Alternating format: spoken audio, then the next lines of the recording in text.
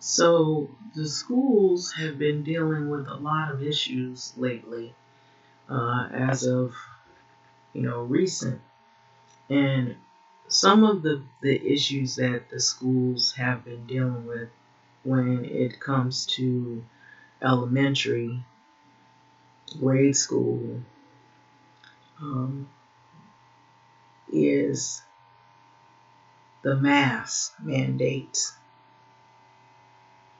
and CRT, which is critical race theory. So what has occurred in these school meetings? They have school board meetings and they invite parents and volunteers and people who are active in their schools in their local area that have concern. Maybe they have students that children of their own that are attending these schools. Try to work out um, plans so that it best work for most of the students and most of the staff, and the parents are included in some of these decision making plans. And so a lot of this has caused a big blow up with the new mandates, the laws that have been recently passed through governors. And some of this has been for the safety of the public because of the coronavirus and the different variants of disease that have been spreading. And then we have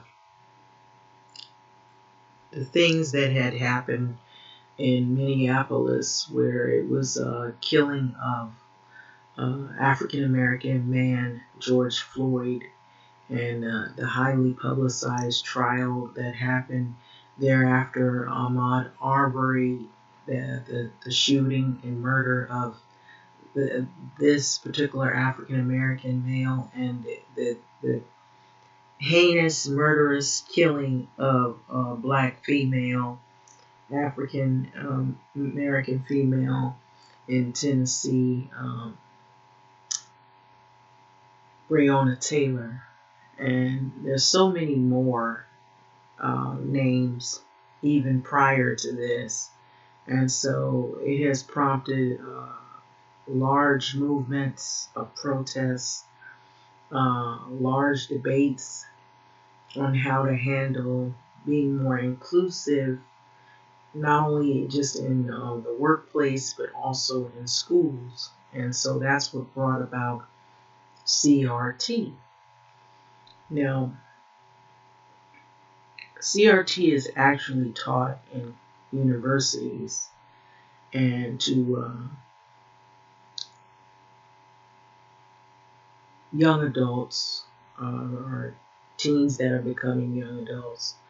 And it's primarily not really taught in the grade schools, but it has come to a lot of people's knowledge that these are concepts that they want to implement in the grade schools so that it can create a more academic setting to express and have lessons for children to explore in terms of critical race theory topics, being maybe historical events that have taken place up to now that have to do with some of the racial divides and dilemmas that we have in the U.S. as a present. So what this article is showing out of USA Today is that behind all of these new curriculums that could possibly take place very soon, and some of these incidences and these widely publicized events have birthed terrorism and hate crimes. Why? Because school boards say death threats, unruly meetings require FBI to intervene. So this is by Aaron Richards out of USA Today. So angry mobs, police tape obscenities hurled at elected officials, smashed windows, and physical confrontations, assaults, and arrests have taken place. All of this at school board meetings. So the unruly and violent conduct at many school board meetings, plus death threats directed towards elected members, has risen to a form of domestic terrorism and hate crimes. Yes, it has. Let me read that again. The unruly and violent conduct at many school board meetings. I never thought we'd be here, but we are.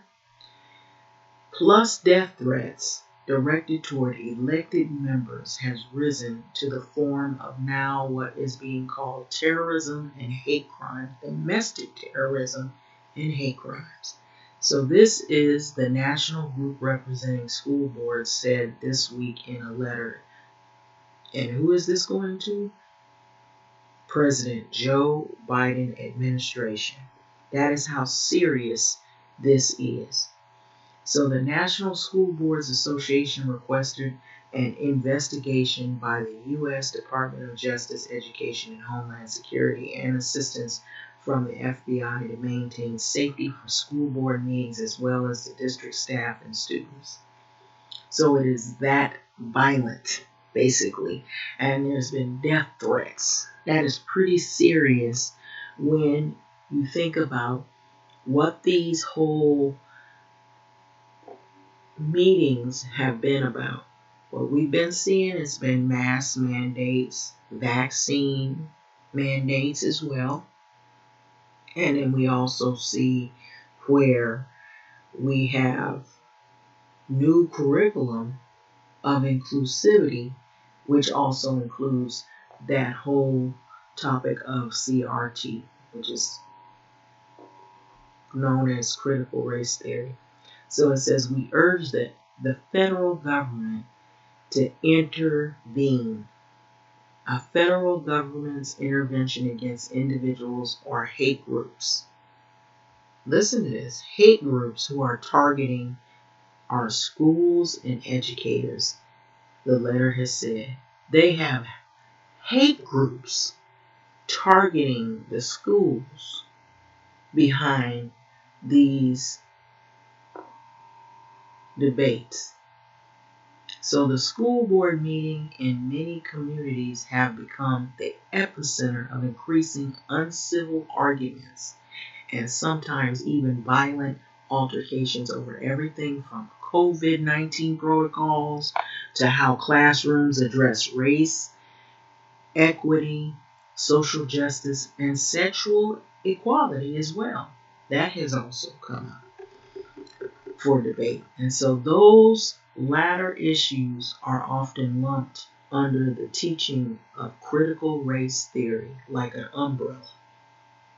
So recently a term that is used to fuel a firestorm of conservative action against inclusion efforts and classroom content in public schools.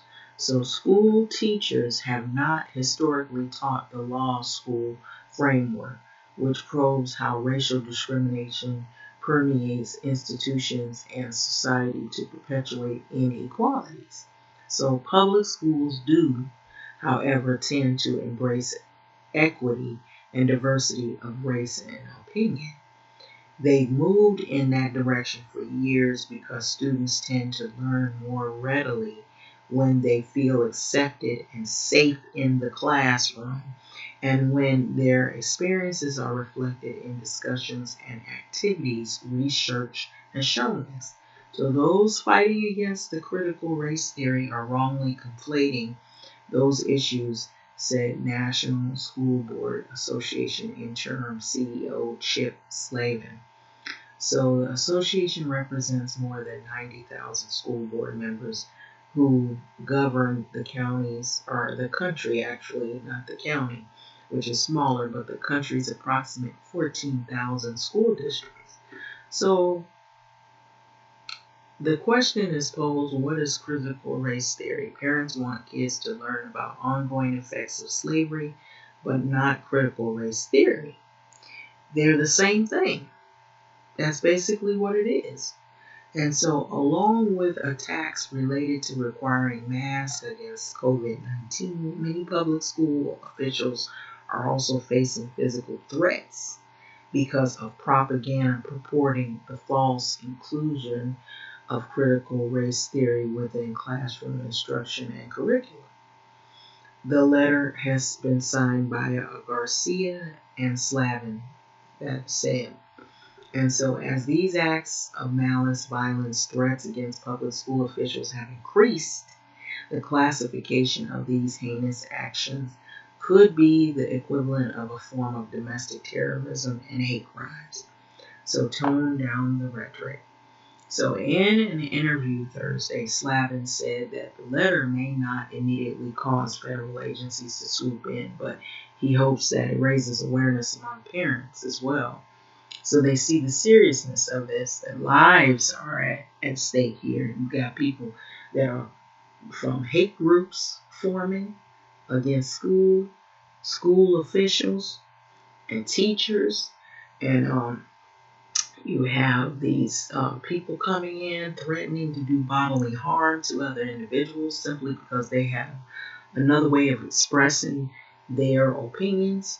And so this is what is coming to. So he believes a silent majority is being drowned out by a vocal and uncivil minority responsible for the unrest and the threats that are coming in. So some people will never be convinced that critical race theory isn't being taught in the schools.